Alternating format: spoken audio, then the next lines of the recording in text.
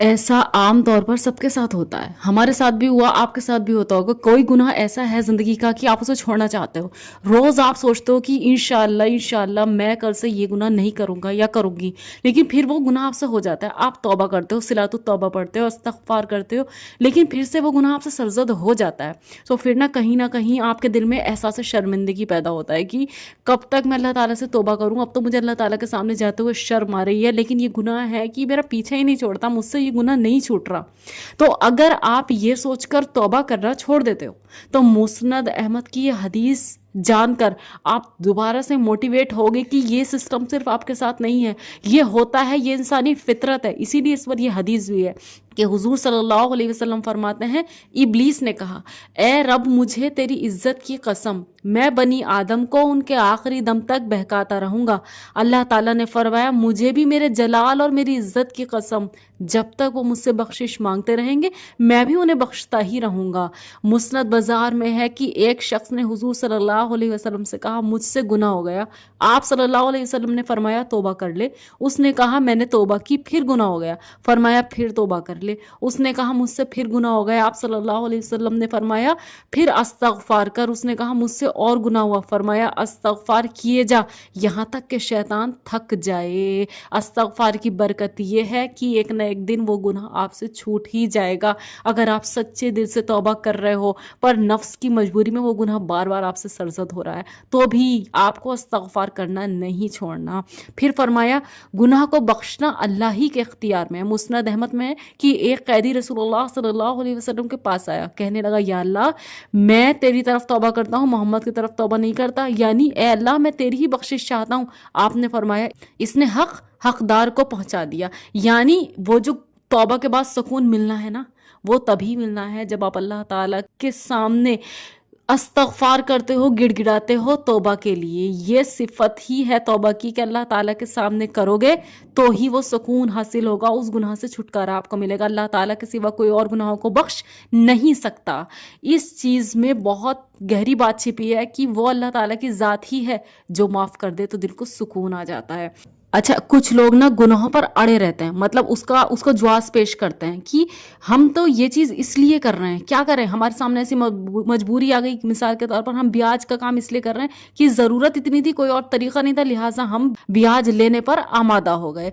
तो वो इसरार करने वाले, जो तौबा करने वाले होते हैं ना, अल्लाह के नेक बंदे, इसरार करने से मुराद ये है कि मासियत पर बगैर तौबा किए अड़ नहीं जाते। अगर कई मरतबा गुनाह हो जाए तो कई मरतबा इस्तगफार भी करते हैं। मुस्नद अबू याला में है, रसूलुल्लाह सल्लल्लाहु अलैहि वसल्लम फरमाते हैं, वो इसरार करने वाला और अड़ने वाला नहीं जो इस्तगफार करता रहता है, अगरचे बिल फर्ज उससे एक दिन में 70 मरतबा भी गुनाह हो जाए। फिर फरमाया कि वो जानते हैं, यानी इस बात को कि अल्लाह तौबा कबूल करने वाला है।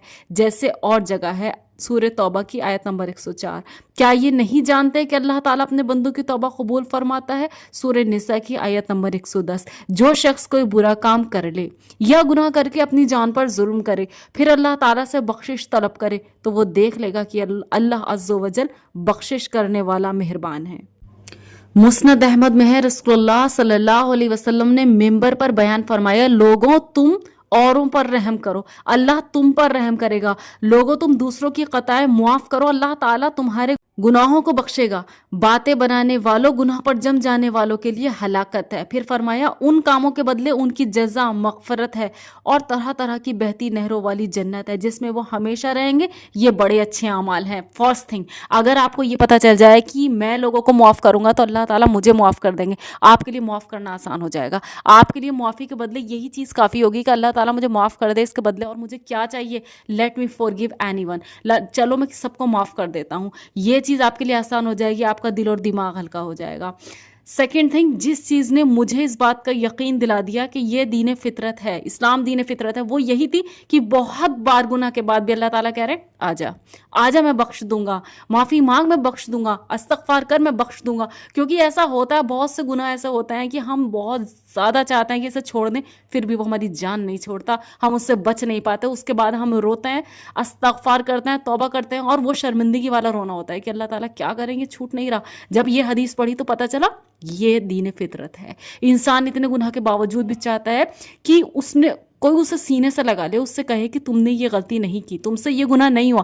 تو اس کا مطلب یہ ہے کہ یہ دین فطرت ہے. ہاں وہ اللہ ہے جو بار بار سینے سے لگانے کو تیار ہے. اور ایک حدیث میں نے پڑھی تھی کہ اس میں تھا کہ گناہوں سے توبہ کرنے والا ایسا ہے جیسے اس نے گناہ کیا ہی نہ ہو. اگر کوئی سچی توبہ کرتا ہے نا تو وہ لٹرلی یہ چاہتا ہے کہ کچھ ایسا ہو جائے کہ میں جا کے اس گناہ کو مٹا دوں, کاش کہ میں نے یہ گناہ کیا ہی نہ ہو. وہ لوگ جو سچی توبہ کرتے ہیں کبھی اس گناہ کی طرف پلٹنے کا ان کا ارادہ نہیں ہے.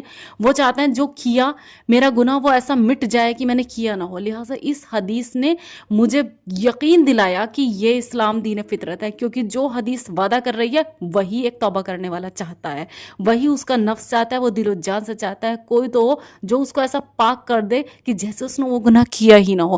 تو وہ آپ کی بار بار کی جانے والی استغفار ہے. اللہ سے اپنے نفس اور شیطان کے شر سے جو ہم محفوظ ہونا مانگتے ہیں کہ اللہ ہمیں ایک لمحے کے لیے بھی شیطان اور ہمارے نفس کے حوالے نہ کر. یہی تو وہ چیزیں ہیں جو بار بار ہمیں گناہوں کی طرف لے جاتی ہیں. اور کنٹینیو استغفار شیطان کو ہرا دیتا ہے. تو اگر آپ ہرانا چاہتے ہیں نا شیطان کو, آپ اپنی استغفار مت چھوڑیے. یہ جو روز آپ اپنے آپ سے سچا وعدہ کرتے ہیں نا نہیں کروں گا, یہ روز کیجئے. ہاں بھلے ہی آپ سے ہو جائے گناہ وہ ایک الگ بات ہے, لیکن سچی توبہ کا دامن مت چھوڑیے. جزاک اللہ خیر.